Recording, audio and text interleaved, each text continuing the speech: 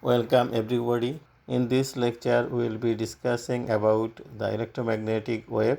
We will find the expression of electromagnetic wave like electric field wave and magnetic field wave by using the Maxwell's equation. Electromagnetic wave is a means of transferring energy. There are two types of wave depending on energy. One is mechanical wave like the sound wave and another is electromagnetic wave. So electromagnetic wave, the wave also can categorize in two types depending on the propagation direction and the oscillation direction. Like that, one transverse wave, one type is transverse wave and another type is longitudinal wave. Electromagnetic wave is a transverse wave. The direction of propagation of the wave is perpendicular to the direction of particle oscillation. Consider about the water wave. The energy transmit to the center of the wave to the side and also the particle moves. But particle doesn't move that much from the center, only the energy moves. So here we can see in electromagnetic case, electric field and magnetic field are traveling together. If you look at the figure at the bottom of this slide,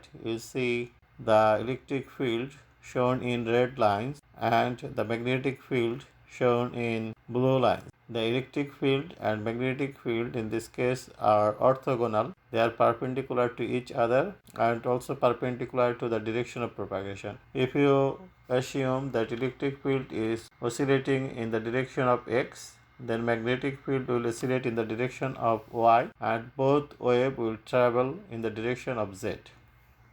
To obtain mathematical expression for electric and magnetic wave, we have to follow some sequential steps. So the first step will be taking the point form of Maxwell's equation, and the second step is modify the Maxwell's equation with help of constitutive law, and then we consider the characteristics of a given medium. This is the medium in which we want to find the electric and magnetic wave expression, and then we take curl on the Maxwell's equation, like the curl on the first Maxwell equation, that is curl of E equation, and curl on the second Maxwell's equation, that is curl of A's equation, to get the electric field expression, to get the field expression in terms of E and or A's field, and then we reduce the obtained expression by applying another Maxwell's equation,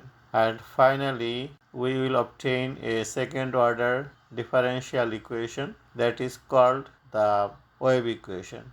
At this point, we want to find the wave equation in frequency domain in terms of E field or H field for linear, isotropic, homogeneous, source-free, loss-free material, or on the other word, we can define such material as a perfect dielectric. So we will be finding wave equation in perfect dielectric.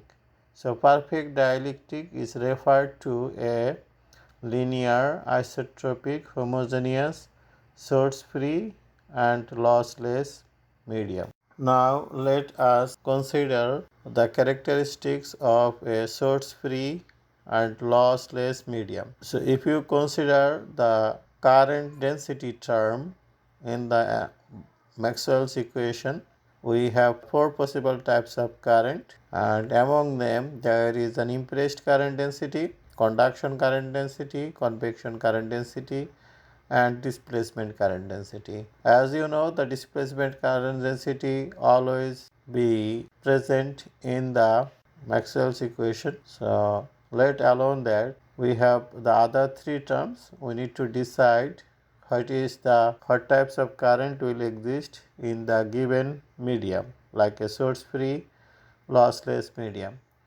So source free lossless medium has no impressed current and convection current because it is source free and there is no current source or charge source, and it is also lossless, so there will be no conduction current. So for source free we get impressed current and convection current 0, and for loss free we got the conduction current density is 0. Therefore, we have only the displacement current.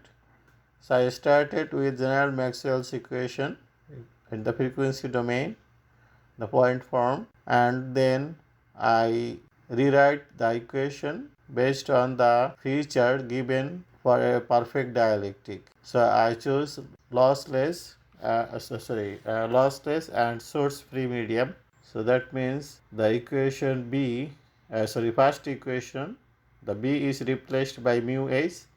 In second equation, there is no current, impressed current, conduction or convection current densities. So you set all them 0. We have only displacement current density, and I replace that with epsilon Es. In the third equation, I replace D with epsilon E. As the medium is homogeneous, so I can remove epsilon from the expression. Right hand side is 0 because it is source free. In fourth expression, I replace B with mu H, and mu is constant because the medium is homogeneous, and we can remove mu from the expression. To find the wave equation in terms of E field, I take curl on the first equation. Curl of E is equal to j omega mu curl of H. I bring mu at the left of the curl because mu is constant, the medium is homogeneous. Then I expand curl of Es with the vector identity like gradient of divergence of Es and minus del square Es is equal to mu negative j omega mu, and curl of H's is the second Maxwell equation. So I replace this with j omega epsilon Es. Then from the third Maxwell's equation, you know the divergence of Es equal to 0. So you have negative del square Es is equal to negative j square omega square mu epsilon Es. Then negative j square is equal to 1. So I replace that, and then I change the side, and finally I remove the negative sign from the expression, and also I assume that omega square mu epsilon is a new variable that is called the phase constant. So the beta is the phase constant, and beta is equal to omega square mu epsilon E. So similarly, we can derive the wave equation in terms of H field. So I take the same procedure, follow the same procedure, starting with the second Maxwell's equation. So first Maxwell's equation gives me the wave equation in terms of E field, and second Maxwell's equation gives me the wave equation in terms of H field.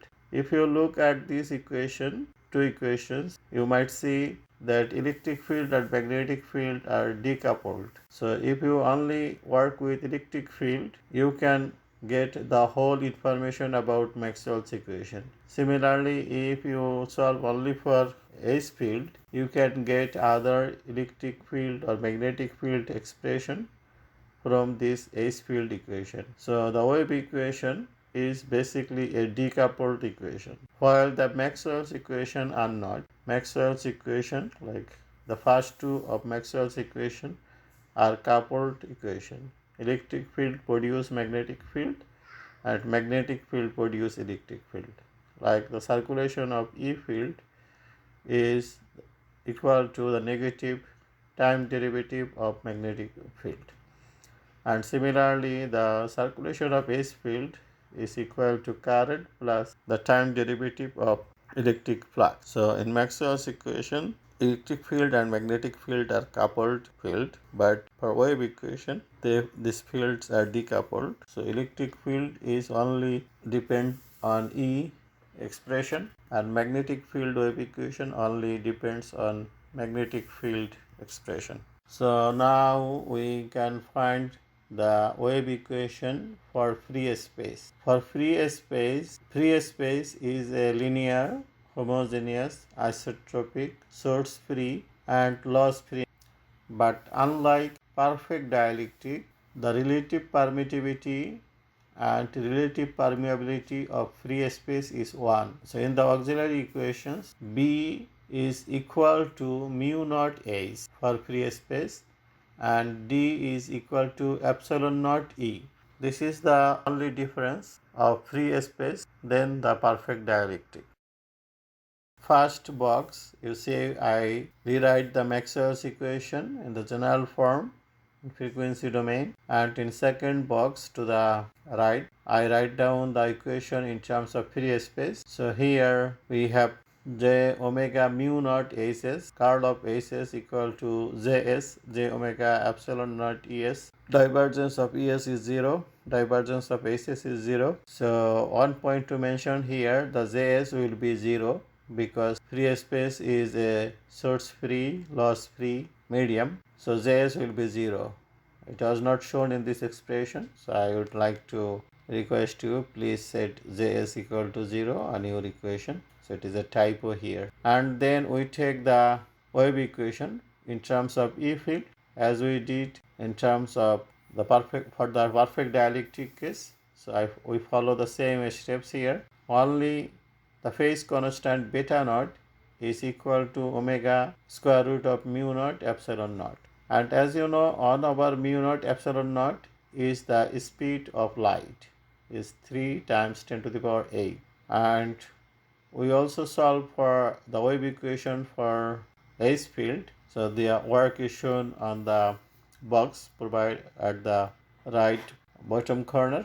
Now we got the wave equation in free space in terms of E field, that is del square times Es vector plus beta naught square times Es vector is equal to 0, and respective expression for H field is shown on the slide. These two equations, like each of these equations are the above equations are called the Helmholtz equation, and in this equation the phase constant is beta naught equal to omega times square root of mu naught epsilon naught. So in this slide we will learn how to solve the wave equation. So to solve the wave equation, let's assume that the electric field in general might have three components. One is the Es in x direction, that is Exs, and the other component in the y direction, that is Eys, and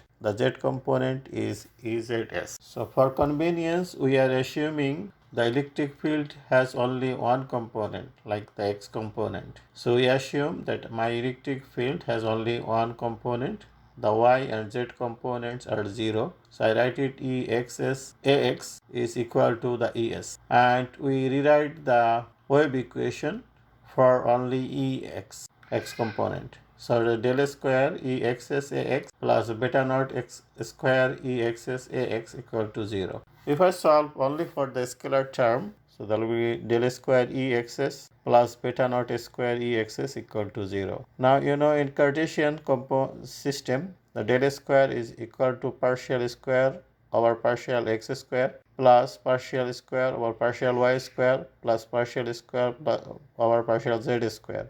So now I replace the del square with this partial derivative, second order derivative expression, and in this expression you see your electric field magnitude could be a function of x or y or z. So Exs can be a function of x, y or z, but again we make another assumption here that Exs is a function of z only. This assumption is made only to get a concise result, and also there is a nice reasoning for this, because most of the electromagnetic wave is one-dimensional wave, the free space wave. So we are taking the one-dimensional expression here. So we take the electric field is a function of z. So if it is not function of x and y, then first two terms are set to 0, then it is function of z only. So the derivative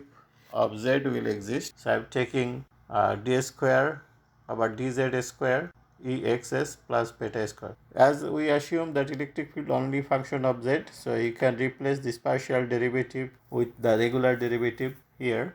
In equation 1 and 2, the partial derivative can be changed with regular derivative. And these two equations are called one-dimensional Helmholtz equation. So in the test we might ask you find the one-dimensional Helmholtz equation by considering that electric field has y component and varies in x-axis, or we might ask you to find the electric field that has z component and varies in x-axis. So here you have electric. So in this slide we are solving for electric field that has x component and varying in z direction, and varies as a function of z. So you need to practice for the other combinations, like the red text here you can replace them. Just one, if you choose one in x and the other could be y or z. If you put the first one in y, the other will be x or z. If you choose the first parameter z, then other will be either x or y. So don't make the two same, right? So it cannot be possible. They are oscillating in same direction and propagating in same direction. The particle cannot oscillates in the same oscillate. The particle oscillation direction and the propagation direction cannot be same, because electromagnetic wave is transverse wave. So that means if you choose the first assumption in x, then the second assumption will be either y or z, and like this. Now we solve the one-dimensional Helmholtz equation by assuming that ESZ has a function of EMZ. So it varies like EMZ, and as we solve in second order differential equation in the math class, so we are assuming that ESZ has a component like e to the power mz. So if you take the derivative of exs two times, then it will be come up with ms square e to the power mz and beta naught square e to the power mz. Now you can minimize e to the power mz from both term, and you will get the solution for m is equal to plus minus z beta naught. So now the general solution for the differential equation will be e to the power xs equal to a e to the power z beta naught z plus b e to the power z beta naught z. So here we got two solutions. One is for in the a with the term a and another term is b. A has negative b0z and b has positive. So the meaning of this, we got the full solution for electric field. It could travel in positive z direction or in negative z direction. So but again we assume that our electric field is traveling in positive z direction. So if you assume that your electric field traveling in positive z direction, then b, the coefficient of b will be 0, and we come up with exs equal to a e to the power j negative j beta naught z. So the negative sign on the power of e, meaning that electric field is traveling in positive z direction. Now a is the magnitude or amplitude of the electric field and beta naught z is the phase angle. If you compare it with the phasor form of any complex quantity, you will find that a is the amplitude of the component and beta naught z is the phase angle. So we replace the amplitude with ex naught, and we obtain the expression like exs equal to e to the power x naught, e times x naught, ex naught e to the power negative j beta naught z, and the time domain expression for this will be ex naught cosine omega t minus beta naught z. So it is very interesting that we eventually came up with the expression that we have learned in AC circuit class, AC circuit course ELE 202. So we got the very same expression in terms of sine or cosine. Here omega t is the frequency term and beta naught z is the phase angle. So this equation is obtained from Maxwell's equation. So now we can get the vector form of this equation, that is Es is e to the power xs in the where the oscillation takes place in x direction. So we say it is the direction is x. So we introduce the unit vector x that we have dropped earlier. So now I include them again. So we got the general expression for electric field. This is the solution for one-dimensional Helmholtz equation. For the case of electric field has component x and the function of z only. What we can get derive from the obtained equation. So from this obtained wave equation, either in frequency domain or in time domain, we can find the amplitude of the wave, that is Ex naught. The numerical is given with the trigonometric function or the sine or cosine function. X0 is the amplitude, the unit is volt per meter, and omega is the phase angle, that equal to 2 pi f, and we can find the cycle per second or hertz from this, and beta constant, and beta naught is equal to omega square root of mu naught epsilon naught and 1 over mu. So you can write omega over c, and c is 3 times 8 meter per second in free space. And ax is the direction at which the particle moves. But free space we can say that is the polarization direction. The electric field will polarized in this way, so the flux lines will direction. The wave in propagating in z axis. So the function, so the variable axis variable with the phase angle shows the propagation. Here it is indicate that wave is propagating in positive z axis. So if you see a negative sign with this angle, that meaning that wave is propagating in positive direction. And if you have x, then wave is propagation, z means in positive z direction. So this wave positive z direction. So from the general expression, we can find the amplitude of the wave, the phase of the wave, the frequency of the wave, the polarization and the propagation direction.